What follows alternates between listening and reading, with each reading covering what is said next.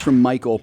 He's saying, like, I recently joined as a member, and I'm wondering if there is a recommended strategy for shifting assets into the recommended positions. I already have a number of Timothy funds, but I also have assets in non-recommended mutual funds, ETFs, and stocks.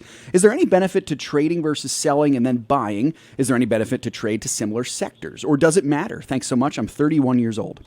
With a mutual fund, you can exchange from one fund to another, but that has to be done within the mutual fund family.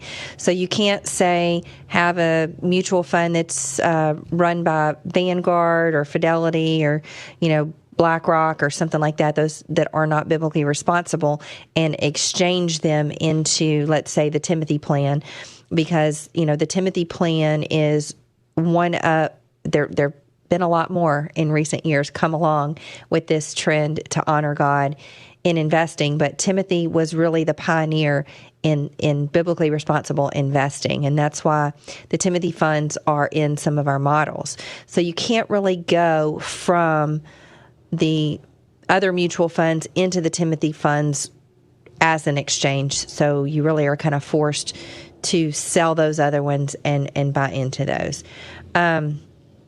The strategy is going to depend, too, on what kind of account that you own those in.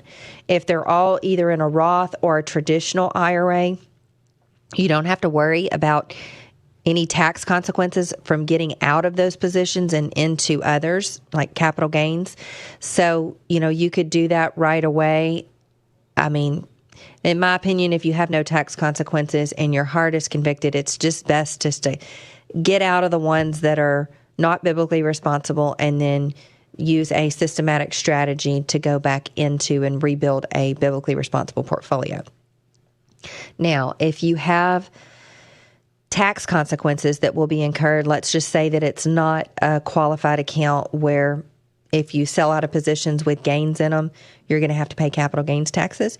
You might want to take a little bit more calculated look at that to see if there's any way that you can reduce or save any of the taxes that you might owe, because you don't want to just go in and throw the baby out with the bathwater and regard and not consider the tax consequences. Now, that being said, I don't think it's ever a good idea to make investment decisions based heavily on or only because of tax implications that you might face. I think conviction to honor God and be biblically responsible is going to outweigh any potential tax that you might have to pay in order to do it, because I just believe the scripture says that God honors those who honor him. And so by doing that and putting him first, honoring him in your investing strategy, I think that you're going to come out ahead.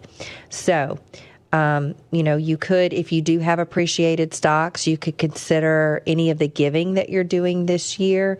If any of those organizations take or accept appreciated stock, like we do here at Financial Issues, you can consider gifting some of those appreciated stocks and then replacing it with just cash that you would have used to do your giving anyway. So you can also look at, maybe if you have any losses that you can cultivate to offset some of those gains.